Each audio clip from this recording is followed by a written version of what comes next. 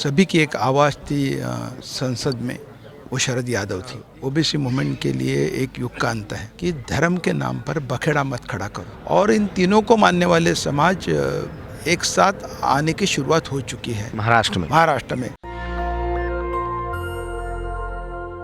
मेरे साथ महाराष्ट्र विधान परिषद के सदस्य कपिल पाटिल साहब हैं, जो शरद यादव को अंतिम श्रद्धांजलि देने आए हैं।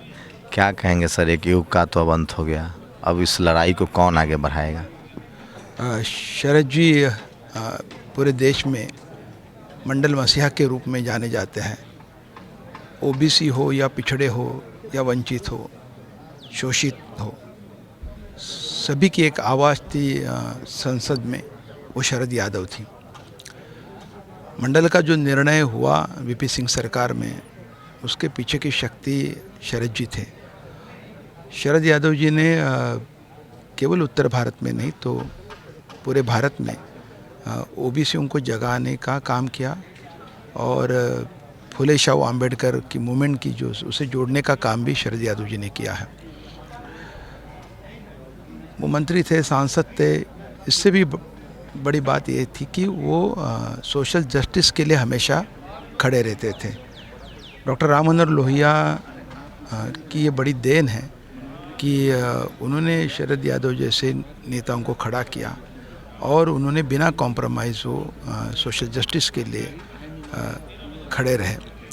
उनके जाने से एक बड़ा सदमा तो लगा ही है, मगर ओबीसी मूवमेंट के लिए एक युग का अंत है। वो लड़ाई रुक गई है। अब लोग देश में जिसके खिलाफ वो लोग कमंडल के खिलाफ लड़ रहे थे, वो सत्ता में हैं। स्कूल, कॉलेज, अस्पताल ख़त्म हो रहे हैं, सोशल जस्टिस ख़त्म हो रहा है, रिजर्वेशन ख़त्म हो रहा है। इस देश की बहुसंख्यक आबादी को एजुकेशन से हटाया जा रहा है, नौकरियों से हटाया जा रहा है। जाट, पटेल, मराठा, गुर्जर, किसी की भागीदारी नहीं है, न जुडिशरी में, न मीडिया में, न ब्यूरोक्रेसी में। ये लड़ाई थी उनकी। ये क्या होगा इसका? ये मान लिया जाए कि अब ये लड़ाई शरद जी के साथ ही ख़त्म हो जाएगा, या कुछ उम्मीदें हैं आप लोग?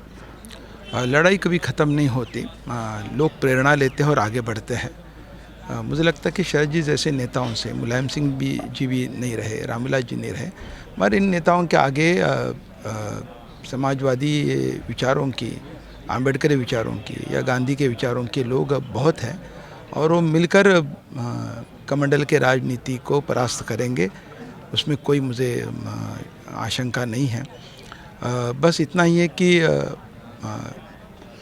फिर एक बार नए तरीके से पूरा एक गठबंधन करना पड़ेगा। मैं राजनीतिक गठबंधन की बात नहीं कर रहा हूँ, मैं सामाजिक गठबंधन की बात कर रहा हूँ।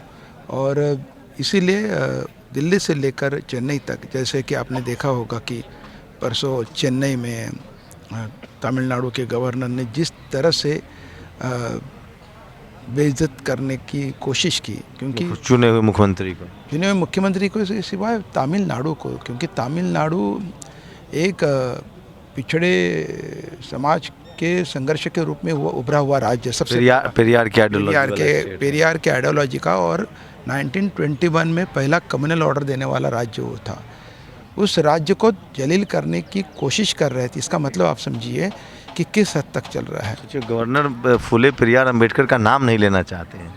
वहाँ के गवर्नर ने जो भाषण लिखा दिया जाता है, उसमें पेरियार जी का, फुले अम्बेडकर का नाम तक हटा दिया, लिया ही नहीं, हटा दिया।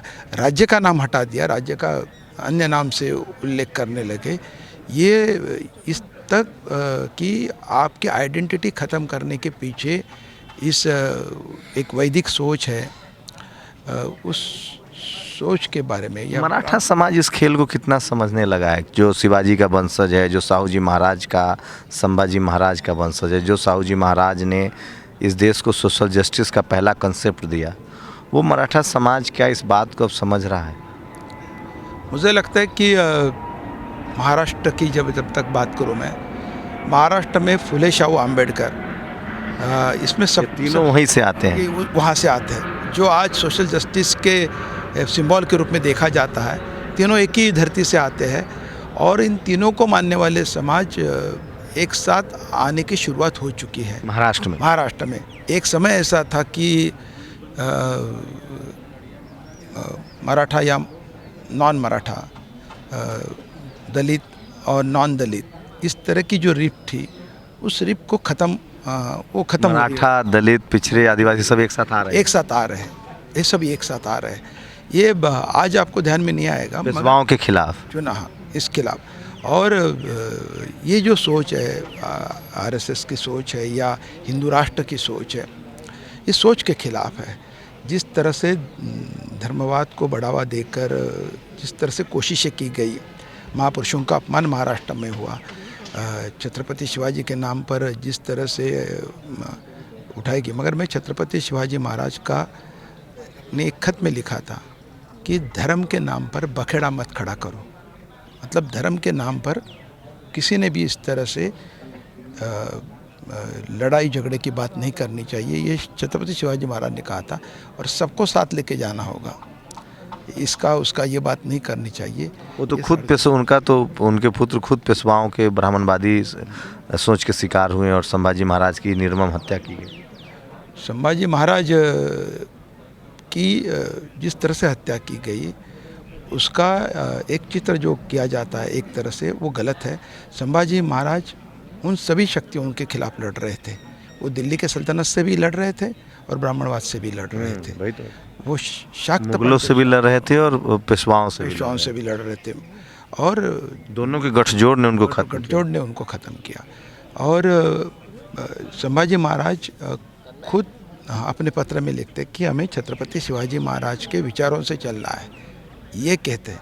वो कहीं भी धर्मवाद पर चलना नहीं बोलते, ये सबसे बड़ी बात है। तो ये पाटिल साहब हैं, कपिल पाटिल साहब हैं, विधान परिषद के सदस्य हैं और शरद यादव के करीबी लोगों में से हैं और महाराष्ट्र में सोशल जस्टिस के बड़े चेहरे भी हैं। शुक्रिया सर हमें समय देने के लिए। मैं शरद यादव जी को पूरे महाराष्ट्र के सभी मूवमेंट की तरफ से भावभीनी श्रद्धांजलि अर्पित करता हूं। और उनके जो मूवमेंट है वो आगे जारी रखने के लिए हम प्रयास भी करते रहेंगे, इसका एक निर्धार भी करता हूँ। शंभू कुमार सिंह, नेशनल दस्तक, दिल्ली। नेशनल दस्तक की आपसे गुजारिश है कि अगर इसको बचाना चाहते हैं तो नेशनल दस्तक को सब्सक्राइब करने के लिए रेड कलर के सब्सक्राइब बटन को दबाएं, फिर बेल आइकन की घंटी दबाएं। नेशनल दस्तक को बचाने के लिए बहुत जरूरी है कि हर खबर को शेयर करें, लाइक करें, कमेंट जरूर करें।